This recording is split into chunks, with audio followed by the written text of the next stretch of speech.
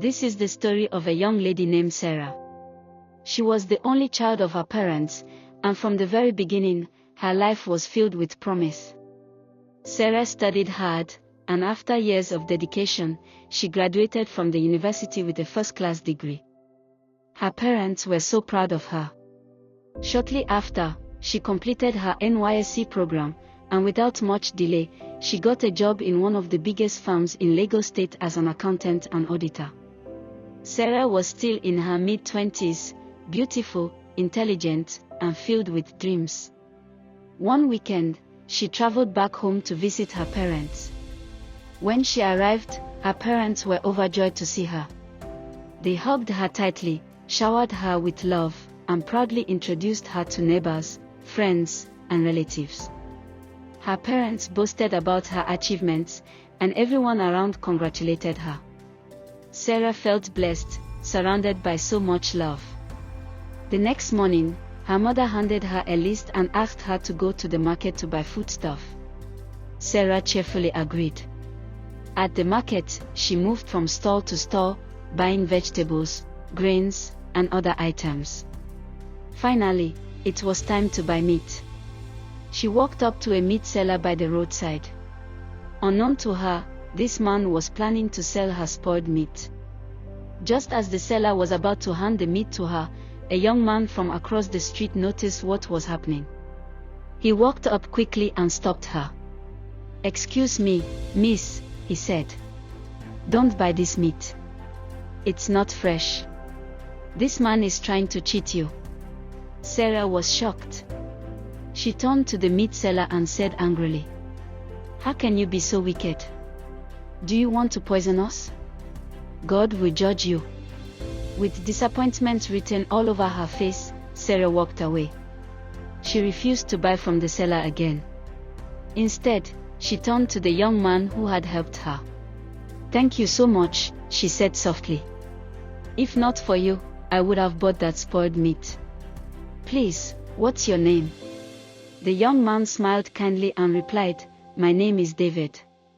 They walked together as David led her to another meat seller who sold her fresh, quality meat at a fair price. Sarah was grateful. Before leaving, they exchanged phone numbers. When she returned home, she told her mother everything. Her mother's heart was filled with gratitude. She prayed for the young man who saved her daughter from trouble. Days passed, and Sarah and David continued talking. Their friendship grew stronger, and soon, love blossomed between them. David was gentle, respectful, and always supportive. He told Sarah that he had no parents, that he was an orphan who had grown up alone in the world. Sarah felt pity for him, and her parents, too, welcomed him warmly when they got to know him. They saw his kindness, how he went with her to church, how he prayed with her, and they believed he was a good man who would take care of their only daughter. Months later, Sarah and David got married in church. It was a beautiful celebration, filled with joy, laughter, and dancing. Everyone prayed for their happiness.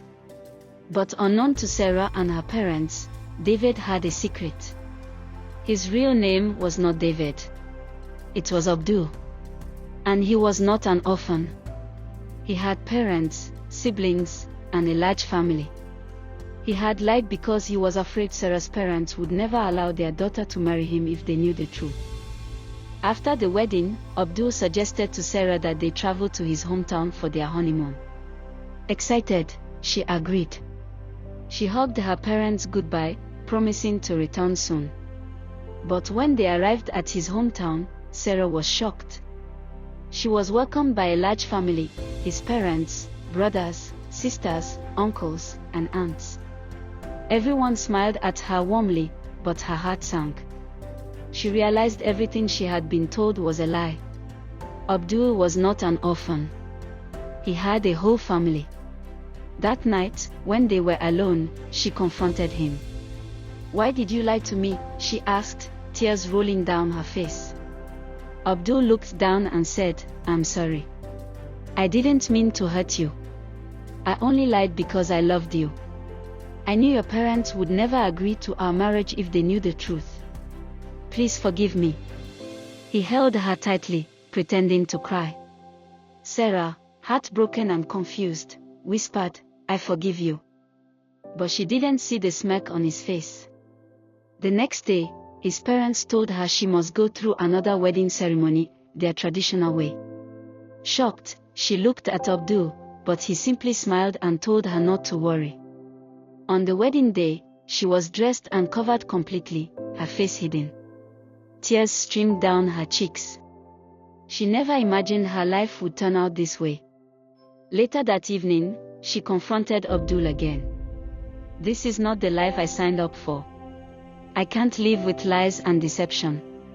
I want out." His face changed. He shouted angrily, "You better wake up. You are not in Lagos anymore.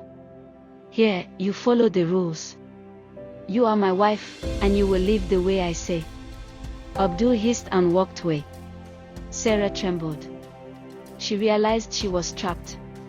Fear, pain, and regret filled her heart. She wished she could turn back time, to the day she met him at the market. But it was too late. She whispered to herself, "How did I get here? How will I escape this?" And so, Sarah's story takes a dark turn. She thought she had found love, but instead, she found herself in a web of lies and fear. Will she ever escape? Will she ever be free again? The next morning, Sarah sat quietly in the sitting room. Her face was streaked with tears from the night before. She had confronted Abdul about his lies, and instead of answering her, he had walked out on her. He never came back that night. When Abdul finally returned the next morning, Sarah gathered her courage. She walked up to him and pleaded softly. "Please, Abdul, can I have my phone? I need my phone." Ever since they arrived, Abdul had taken her phone, saying he would help her charge it. But he never gave it back. Now, he turned and glared at her angrily. "What phone? What do you need a phone for? Oh, you want to call your wretched family and tell them I'm suffering you here? From today, you will not use a phone again. You will not speak to strangers. If you need anything, my guards will get it for you." Sarah's heart stopped. She looked behind him and saw two hefty men standing watch, like shadows waiting to devour her freedom. She broke down in tears, realizing she was truly trapped. That evening, Abdul told her, "Tonight, we are leaving for our private quarters. Away from my family. There, you will live by my rules." Sarah trembled in fear. She wanted to scream, to run, but where could she go? She didn't know the town. She didn't know the roads. And Abdul had locked her into a cage without walls. As Abdul walked past her, she caught the smell of sweat and saw a smudge of lipstick on his shirt. Her heart sank. Another woman. But before she could speak, Abdul disappeared into the room, slamming the door behind him. When they moved into his private quarters, Sarah prayed quietly. She told herself, "I will try. I will love him. Maybe one day God will touch his heart." But instead of love, Abdul's heart grew darker. He became harsh, cruel, and unbearable. Every little mistake made him shout. Every attempt at kindness was met with anger. One day, Abdul returned home with another woman smiling. "Sarah, meet Sofiat. She is now my second wife. I have paid her bride price. Our religion allows it. From today, you will care for her as the first wife." Sarah's world collapsed. The man who once pretended to be gentle now openly betrayed her. That night, Abdul took Sofiat into their matrimonial room and made love to her while Sarah sat in tears outside, listening to the sounds that broke her soul. But her pain was only beginning. Sofiat, jealous and wicked, hated Sarah. She pretended to be sweet in Abdul's presence, but behind closed doors, she plotted Sarah's downfall. One day, Sofiat deliberately tripped and fell. Crying, she told Abdul that Sarah had pushed her. Without listening, Abdul slapped Sarah hard across the face and warned her never to harm his new wife again. From that day, Sarah became invisible. Abdul stopped caring for her. He gave her no money, no comfort, no affection. She lived like a prisoner in her own home. One day, desperate to survive, Sarah prepared Abdul's favorite meal. While serving him, she begged softly, "Please, allow me to do business. I want to support you. I want to help." In truth, she wanted to help herself. Abdul, suspicious but greedy, agreed. "Fine. But one of my boys will handle all the money. You'll only take 10%. Sarah accepted gratefully, though she knew Abdul wanted to keep her powerless. When Sofiat heard of it, she fumed, warning Abdul not to trust Sarah. Yet, the business thrived. Slowly, Sarah began to save money in secret. But Abdul noticed her independence. Fueled by Sofiat's poisonous words, he accused her of sleeping around. He beat her. He insulted her. He called her names. Still, Sarah endured, saving every naira she could, hoping one day she might escape. Across the street lived a kind woman named Rufiat, the wife of a powerful Alhaji.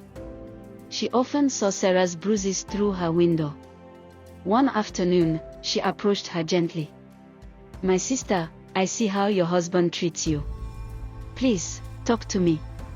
Are you all right?" But Sarah, terrified, whispered, "I'm fine. I'm okay." Months passed. The abuse grew worse.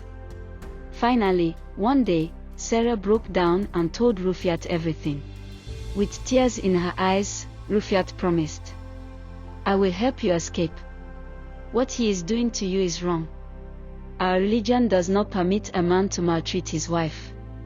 In 2 days, I will come. Be ready." 2 days later, Rufiat came to Sarah's shop. "Sarah, how are you doing?" "I'm fine, Ma," Sarah replies.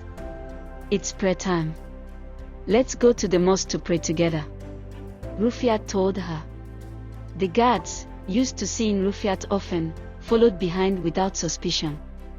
Inside the mosque, Rufiat led Sarah to a hidden back entrance. She handed her a small phone. "Call me when you reach Lagos. My sisters are waiting to take you to safety. Go, now.